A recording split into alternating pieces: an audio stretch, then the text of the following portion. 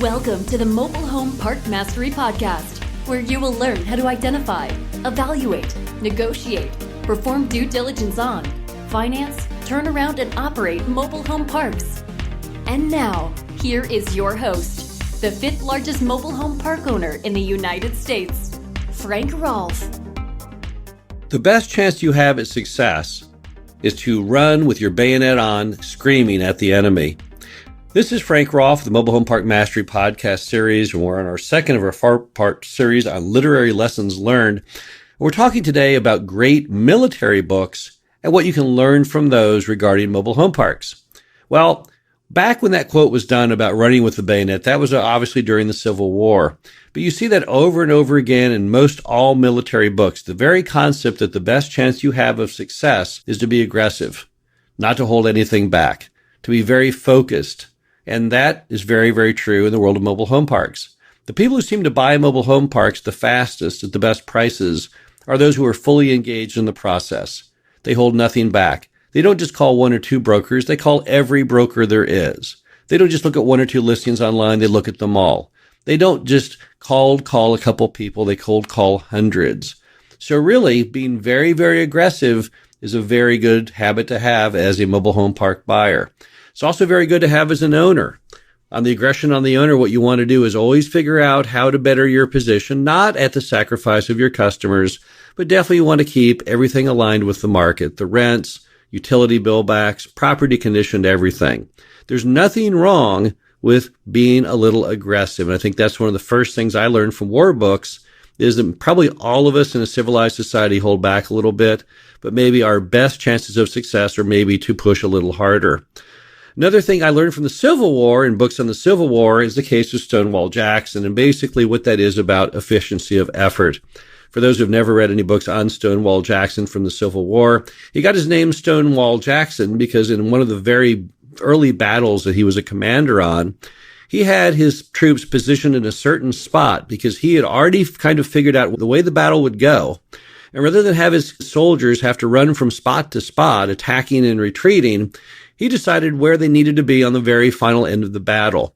And he had them then just basically all lay on the ground. That way no one would see or shoot them. Meanwhile, when the battle was raging on, a general ran over to him and said, Jackson, you're no better than a stone wall because you're not moving at all. And with that, that general was shot off his horse and killed. And Jackson told his men, don't move, stay right where you were. And he was exactly correct. At the key point of the battle, the enemy came running up right into Jackson's men, who then basically annihilated them, and that's where he got his fame. So what's the key from that as a mobile home park owner is efficiency of effort. Don't feel like you have to be running around. Figure out what's really important, and then focus on that. So you don't have to engage in efforts that are not going to happen. You would never want to call, for example, brokers on parks you wouldn't necessarily want to buy geographically or price-wise. So just take your effort and make it as efficient as you humanly can. Third item I get out of a book on the Navy. There's some great books in the Navy on warfare. And one story that really made an impression on me when I read this is probably back, I don't know, when I was like 18 years old or something. It was a book about World War II and the Navy. And there was this interesting story where you had somebody who had not a very big ship, and they were being annihilated in a battle against this giant battleship. I think it was a Japanese battleship. And the way the Navy apparently works is if you get in trouble, you fire off these smoke grenade things, and then you run off into the distance, zigzagging the boat left and right. And that way the other enemy can't see to shoot at you very clearly. So they don't know where you are. So they shoot and they shoot and they shoot, but they rarely hit your boat because you're going at a high rate of speed away from them diagonally, and they can't figure out where you are. So in one battle, the Navy destroyer or battleship, I think it was a battleship, basically had hit this other ship, and it was on fire, and it was looking pretty bad. So what the guy did was the commander had laid down a whole bunch of this smoke, and then he went out not very far at all, and he told everyone to jump off. They were like, what's the point? He said, just get the lifeboats out, everyone get in your lifeboat and get off. So they did. And he then proceeded, just with him only on board, with the engines on, he turned the engines on full blast and he turned the ship around. And as the giant battleship went into the smoke, tried to get one last shot at his little boat, it hit him head on. He, in fact, had gone out and turned his own boat basically into a giant torpedo. And when the two collided, it exploded and sank the giant battleship. And the reason I think there's a lesson learned from that is often when dealing with cities as a mobile home park owner, there are points of weakness that you can inflict upon the city to get your way. Some of them are very simple. The laws of grandfathering. It's a basic property right. The city cannot make you do anything with your mobile home park that's part of an ordinance that was passed after the park was built. So grandfathering is a very real thing that everyone should be able to get enforced. Some states have recently, for example, Iowa, taken the cities away from even challenging grandfathering, saying that every lot can be used. Texas already passed that a couple of years ago. But nevertheless, even in those states that have not passed the ordinance, you always have the property right of grandfathering, which means if the park was in existence in 1962 and they passed an ordinance changing the spacing or setbacks in 1982, that doesn't matter because anything passed after the year that the park or the very moment the park was built doesn't count. Also, sometimes when cities are beating up on you, it's always good to fall back on the angle of discrimination. A lot of cities don't like poor people. They feel they don't contribute any money to the tax base, and they use up a lot of city services through school and the hospital, and they would love to get them out of their town. So what they'll do is they'll fight the park, and they'll try and scare off the buyer, or even if you're the owner, scare you as the owner into shutting down your park. What you can do now is you can go to the United States government and file a discrimination suit through HUD. There's only one, to my knowledge, that's been filed by a park owner against the city, and the park owner won. Not only did the city have to stop everything they were doing against the park owner, they had to pay them lots of money. And additionally, they're now on probation and they're supervised by HUD for a period of years, which is a very scary thing for a city because when you are supervised like that, you have to basically produce documents and reports constantly. So it's a terrible thing. Another point of weakness that most attorneys have figured out is that cities crumple immediately if you force them to go to a jury trial. They like to always do everything in the confines of the courtroom because that city typically offices with the court. And as a result, they can always get their way because they have an advantage on you. They're basically friends with the court system.